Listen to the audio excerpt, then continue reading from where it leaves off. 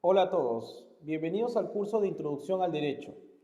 En esta unidad vamos a ver los métodos de interpretación e integración jurídicas. Bien, como logro, ustedes van a aplicar los métodos de interpretación e integración jurídica como herramientas de resolución de conflictos normativos. Es muy importante porque desarrolla o va a desarrollar en ustedes un análisis y comprensión para indagar el sentido y significación de la norma. ¿Qué significa la norma y cómo vamos a aplicarlas en caso de vacíos o lagunas? En contenido general tenemos la interpretación jurídica, vamos a ver también la integración jurídica y la aplicación del sistema jurídico en el espacio y el tiempo. Nos vemos en el siguiente video. Muchas gracias.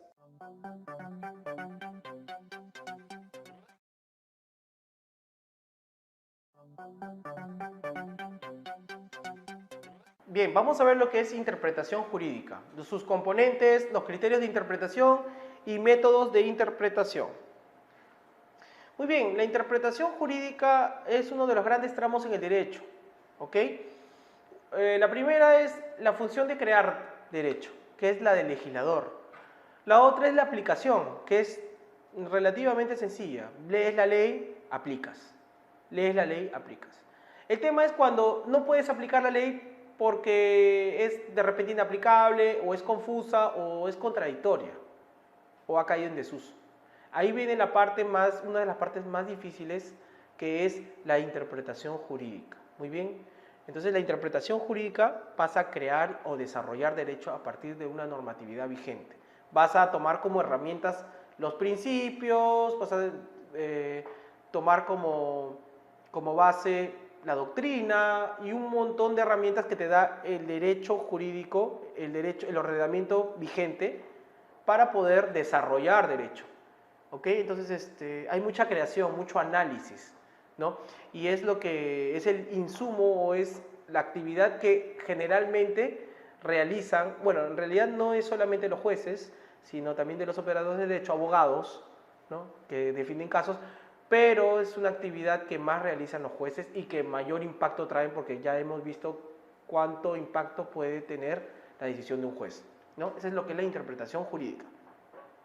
Bueno, existen dos modelos de interpretación según el autor Perelman. Hay una teoría subjetiva o interpretación estática donde se persigue indagar la intención del autor de texto normativo, en otras palabras, el legislador. No se usa mucho esta teoría, puesto que según el autor y según otros críticos, nos dicen que la persona que aplica esta teoría siempre se da en gobiernos dictatoriales, porque a veces interpretan la norma de manera caprichosa, como quieren. Se ha visto mucho en Venezuela con estas resoluciones de su Tribunal Supremo, de cómo suprimir el poder legislativo, el Congreso de Venezuela. Son interpretaciones caprichosas. Entonces, es una teoría subjetiva. ¿Qué es lo que quiere el legislador? El legislador puede querer muchas cosas, ¿ya? Y hay una teoría objetiva donde dice que no es la voluntad del legislador lo que se tiene que averiguar, sino lo que es concentrarnos en la ley. ¿Qué es lo que nos dice la ley? Muy bien. Esas son dos teorías por las cuales parte la interpretación jurídica. Los criterios de interpretación, hemos tomado a uno de los grandes referentes en el curso de Introducción al Derecho, profesor de la Católica, de la Universidad Pontificia de la Católica, que es Marcial Rubio Correa, y lo hemos dividido en cuatro, lo ha dividido en cuatro, lo ha dividido en criterio tecnicista, el criterio axiológico, el teleológico y el sociológico. Entonces, es un poco confuso el tema de criterios. Vamos a entrar primero a detallar que criterios no es igual a métodos. Yo puedo utilizar un método, un procedimiento de manera formal. El criterio puede ser porque una persona tiene experiencias diferentes o una manera valorativa de ver la vida diferente, entonces puede tener un criterio o puede tener uno de estos cuatro criterios, ¿no? Es muy difícil en la doctrina una diferencia entre criterio y método de interpretación, pero más o menos la explicación va de ese modo. Entonces, Marcial Rubio Correa define estos cuatro tipos de criterios. El tecnicista es aquel donde se utilizan las herramientas jurídicas tal cual. No tiene que haber no puede haber intromisión de otras herramientas. Solamente se utilizan las herramientas jurídicas, ¿no? El análisis jurídico. El tema de axiológico, los valores, ¿hacia dónde nos conducen esta norma? Es la pregunta. ¿Hacia dónde nos puede conducir la norma? Si nos conduce a la justicia, a la equidad, a la eficiencia, a la armonía entre la sociedad. La búsqueda de valores a través de la visión de una norma. El teleológico es qué es lo que quiere conseguir la norma, que es muy diferente a qué valor sigue la norma. O sea, digamos que objetivamente, ¿qué es lo que quiere conseguir esta norma? Digamos, la no reelección de alcaldes. ¿Qué es lo que quiere conseguir la norma? Que como se ha visto casos de corrupción entre alcaldes, porque se reeligen, ¿no? Entonces se le ha visto por conveniente no reelegirlos, teniendo en cuenta que la reelección de un alcalde es cuando pasa un periodo de 5 años y puede volver, la ley le da esa opción de elegirse de nuevo como alcalde. Pues bien, entonces el debate está entre, ¿puede haber reelección o no puede haber reelección? ¿No? Entonces ese es un fin concreto. Si se da una ley que exige que no hay reelección, es porque el fin verdadero es que ese alcalde no incurra en actos de corrupción o nepotismo, etcétera, etcétera, etcétera. Muy bien, y el sociológico es un criterio donde decimos que esa norma se tiene que adecuar a lo que impera en nuestra sociedad, a cómo estamos ahorita funcionando como sociedad. Un ejemplo, un caso de cómo podemos ver el asunto sociológico o ver el asunto cómo avanza rápidamente nuestra sociedad es con el caso de Uber. La regulativa o la normativa que se le quiere aplicar a Uber como empresa tecnológica que maneja taxis. ¿Qué es? ¿Es una empresa de taxis, Uber? ¿O, no es o solamente es un intermediario? Que a veces, en la mayoría de casos en derecho, a veces la realidad sobrepasa el derecho, va corriendo, va de manera acelerada y el derecho va a manera de tortuga. Muy bien. Una de mis opiniones, porque hay personas que opinan diferente, que el derecho dicen que la sociedad se tiene que amoldar al derecho. Hay autores que dicen eso. Mi opinión es diferente. Para mí, el derecho tiene que amoldarse a las prácticas de la sociedad. Muy bien. Entonces, vamos a desarrollar el criterio tecnicista, porque es un poco más desarrollado, es un poco más complejo que los criterios axiológico, el sociológico y el teleológico, ¿no? El criterio tecnicista, como había ya explicado, se descubre el significado de una ley a partir de la utilización de las herramientas de derecho, nada más. Impide que otros criterios se adentren o contaminen esa visión o esa forma de interpretar la ley. Muy bien, entonces tenemos primero, una de las herramientas es la literalidad. Tal como tú lees la norma, tal se aplica. Muy bien, literalidad o gramaticalidad. Se refiere a ver la sintaxis de la norma. No corras rápido. Digamos que existe una norma, no corras rápido. Pues no debes correr rápido. Punto, se acabó. No hay nada más que ver. Muy bien, se llama la literalidad de la norma. La razón de la norma es por qué se dio tal norma. ¿A qué se debió? Muy bien, es la razón. Hay muchos carros y lo que vamos a hacer, vamos a cobrar un impuesto por la compra de carros. Eso va a ayudar a desincentivar la compra de autos y por consiguiente va a evitar que haya tanto tráfico en Lima. Esa es la razón de la norma. Muy bien, los antecedentes jurídicos o información previa. O sea, cuando tú ves una norma, dices, oye, pero ¿cómo salió esto? De repente es una norma mamarracho. Dices, ¿cómo salió este mamarracho? Vas a los antecedentes jurídicos y revisas y dices, es por esto, pero aún así no justifica. O de repente no hay antecedentes jurídicos y es por esa la razón que puede ser un mamarracho. Por una ley que es un mamarracho generalmente no tiene antecedentes jurídicos o no tiene antecedentes sólidos. Puede tener un poquito de antecedentes, pero no. Esa es la razón de ser. Los antecedentes. El análisis de una norma como parte de un sistema estructural. ¿Ya? Podemos ver el análisis de la norma como parte de un sistema estructural cuando pertenece a un conjunto de normas más grande. Por ejemplo, digamos que una norma de protección al consumidor pertenece a una de las políticas, ya, política a nivel nacional que protege a los consumidores. una determinada norma. Por ejemplo, puede ser la idoneidad, como ya lo habíamos visto, la compra de un producto esperando que algo sea bueno. Esa es una partecita de todo un sistema que protege a los consumidores, que no solamente tiene que ver normas, también tiene que ver un tema de educación al consumidor, decirte qué es lo que debes comprar, qué es lo bueno, cómo tienes que tú discernir entre lo bueno y malo de un producto. Muy bien, ese es el análisis de la norma como parte de un sistema estructural. Y la dogmática son un conjunto de conceptos que subyacen en la norma jurídica. Esto ya lo hemos visto, la dogmática tiene mucha relación con la doctrina. La doctrina es la que explica la norma o la desarrolla de acuerdo a una materia versada por una persona que ya tiene experiencia en el tema. Muy bien. Criterios de interpretación. Por ejemplo, acá he puesto un ejemplo de lo que es cómo aplicar el criterio tecnicista. Muy bien. Acá nos dice, prohíbese fumar en los establecimientos dedicados a la salud o la educación, en las dependencias públicas, en los interiores de los lugares de trabajo, en los espacios públicos cerrados, etcétera, etcétera, etcétera. Muy bien. Literalidad de la norma. ¿Qué nos dice? Prohíbese fumar. Muy bien. En los establecimientos dedicados a la salud, la educación y tanto. Lo podemos comprender así. Pero si queremos desarrollar la razón de la norma, ¿cuál es la razón de la norma? La razón de la norma es proteger a las personas que pueden ser fumadores pasivos, por ejemplo.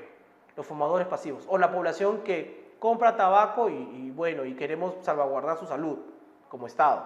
Muy bien, esa es la razón de la norma. Los antecedentes jurídicos, puede haber más normas que indiquen la prohibición de fumar, pero no las desarrollan. Digamos que en la anterior norma no hubo una parte donde diga dependencias públicas, simplemente dice prohíbese fumar en lugares públicos, así de simple. Entonces, ese es un antecedente. Esta desarrolla más. Muy bien. El análisis de la norma como parte estructural. El análisis de la norma como parte estructural, podemos ver que esta norma pertenece a un conjunto de normas, ¿ya? Que es para la protección contra los consumidores de tabaco en el Perú y que pertenece a una macroestructura más grande, que son las directivas que te da la Organización Mundial de Salud para evitar tipo de consumidores de tabaco. Muy bien. Y la dogmática o conjunto de conceptos que subyacen en la norma, por ejemplo, bueno, aquí no podemos ver mucho concepto desarrollado de derecho. Lo que sí podemos decir, podemos coger como concepto son espacios públicos cerrados, ¿no? ¿Qué podemos comprender con los espacios públicos cerrados? Son 4 paredes. Muy bien, son 4 paredes. Bien, eso es todo. Nos vemos en el siguiente video. Muchas gracias. Bien, vamos a hablar sobre los métodos de interpretación. Como habíamos visto, criterios de interpretación y métodos de interpretación, no hay una concepción muy diferente, pero podemos darle la categoría de que criterios es de acuerdo a al intérprete, ¿no? Cuáles son sus cuestiones valorativas. Y los métodos es un procedimiento ya más formal para encontrar la verdad jurídica de la norma.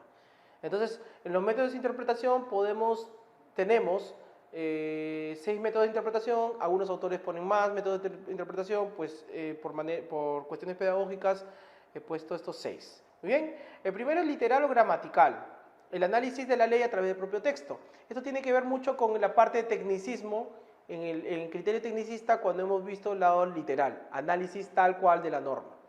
Muy bien, tenemos la razón de la norma, también lo hemos visto en el criterio tecnicista, cuando hemos visto la razón de la ley, la ratio legis, que se dice en latín, cuál es la razón por la cual se ha dictado un conjunto de normas o una norma para poder ver una conducta o ciertas conductas en sociedad y poder arreglar de una manera, ¿no? A través de regulación. Sistemático comparativo.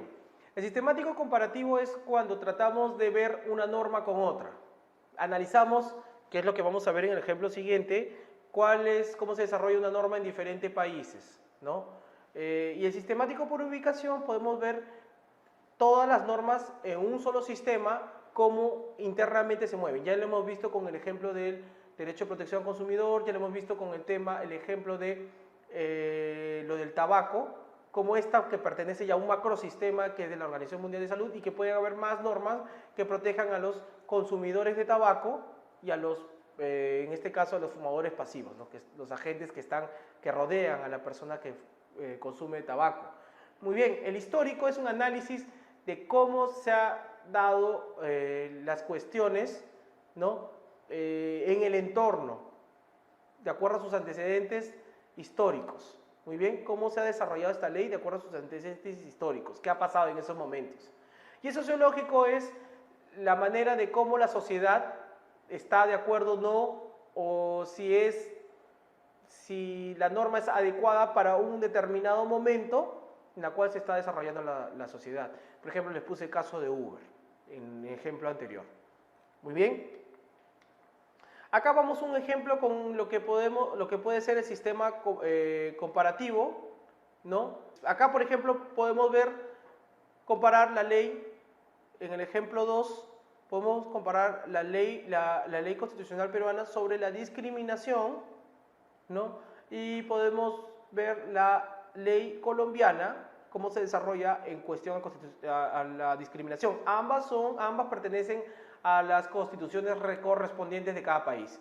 La que pueden ver ustedes en color azul es Perú, la de color rosa es Colombia. Muy bien.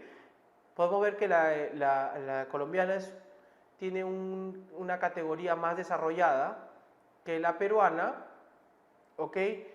Incluye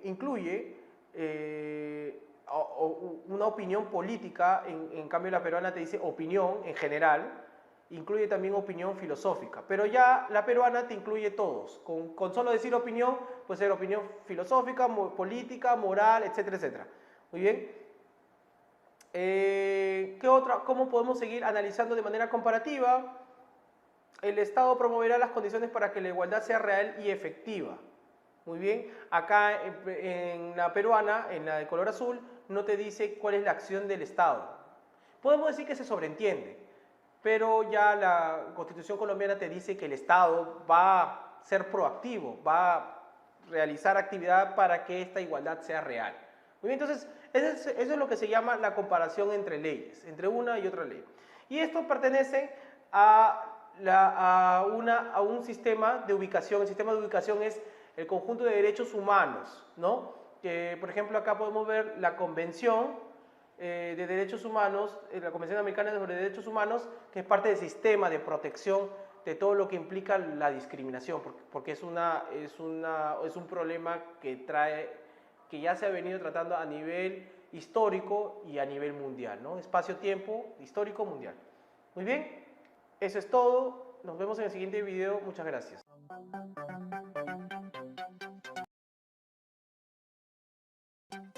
La integración jurídica.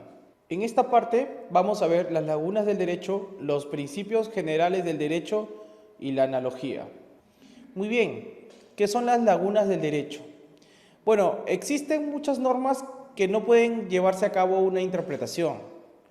Muy bien, cuando estén operando, cuando estén aplicando el derecho, hay algunas situaciones y normas en su conjunto de las cuales no va a poder solucionarse con el simple hecho de leerlas.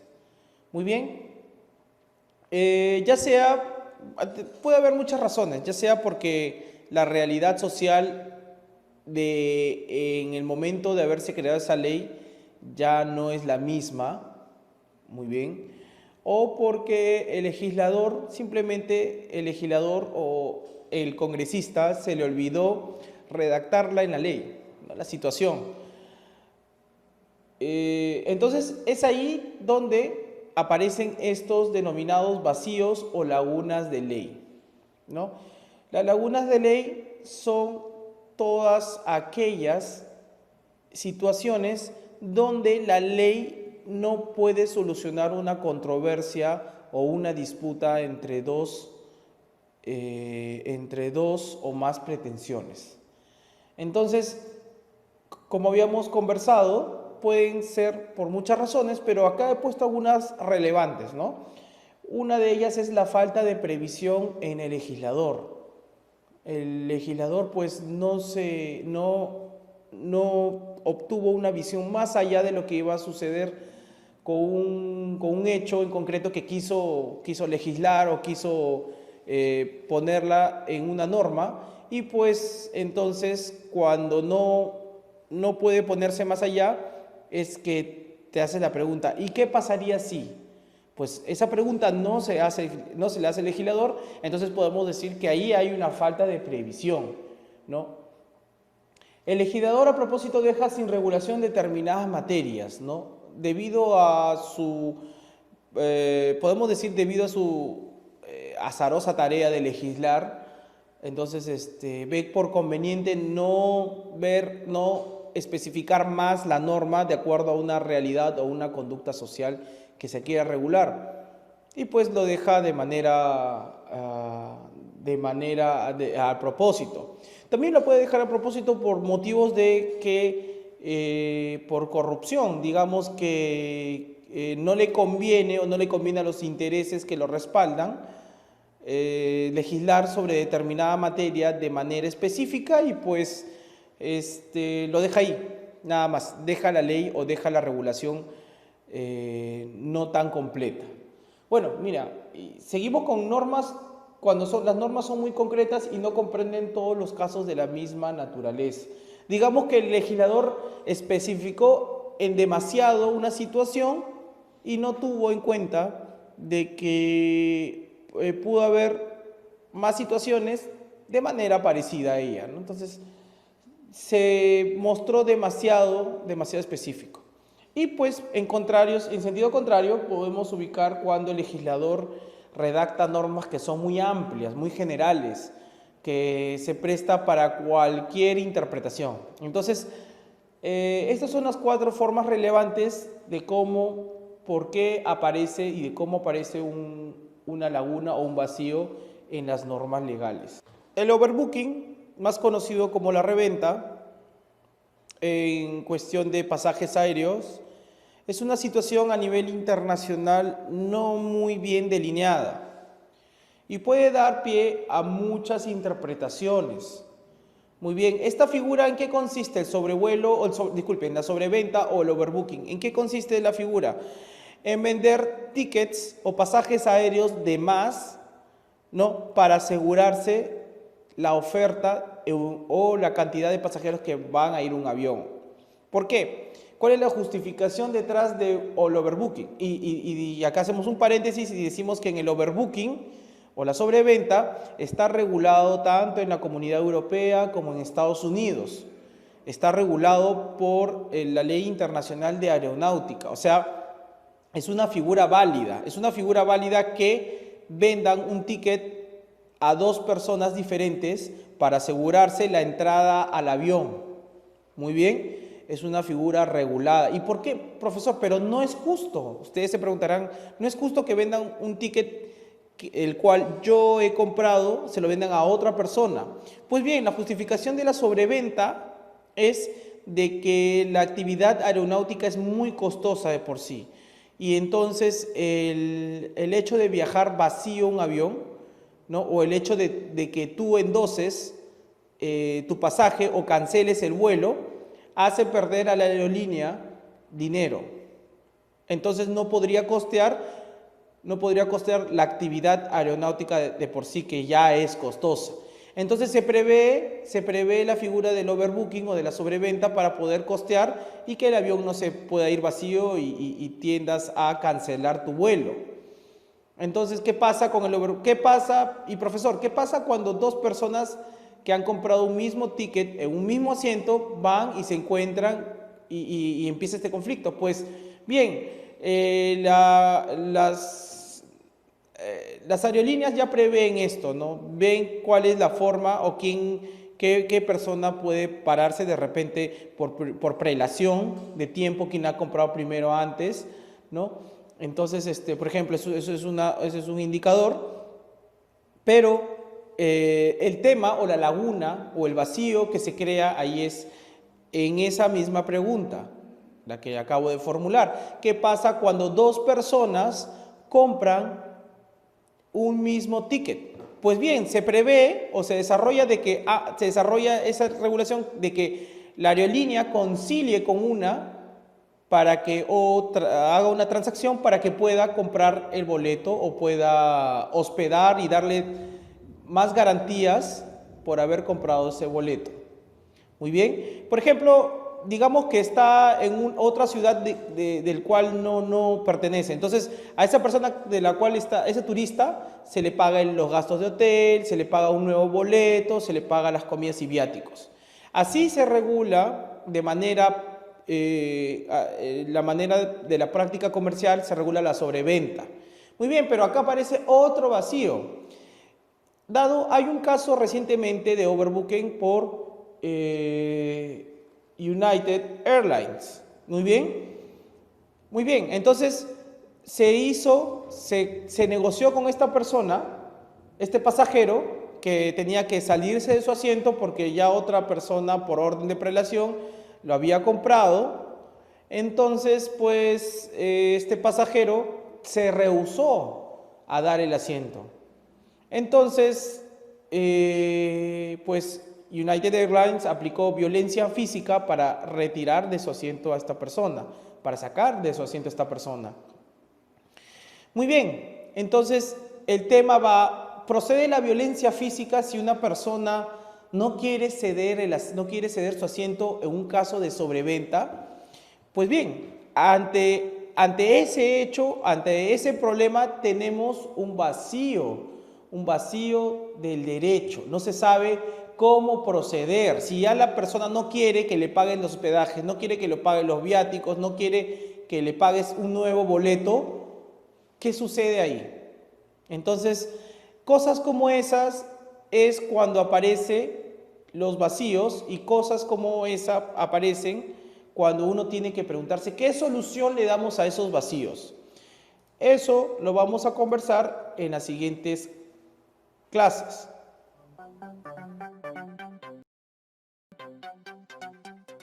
Muy bien, para entender un poco cómo podemos resolver muchos de estos vacíos, tenemos que irnos a los principios generales del derecho. ¿Qué son los principios generales del derecho? Bueno, sirven de fundamento a las normas jurídicas particulares o recogen de manera abstracta el contenido de estas. Son la base angular de cualquier norma creada. Muy bien, todas las normas se rigen teniendo como parámetros los principios generales del derecho. Muy bien. Como lo había dicho, estos principios se utilizan para integrar las normas y llenar los vacíos que existen. Los principios generales pueden ser variados. Muy bien. Acá he puesto los más importantes. Uno de ellos es la presunción de la inocencia. La presunción de la inocencia significa que nadie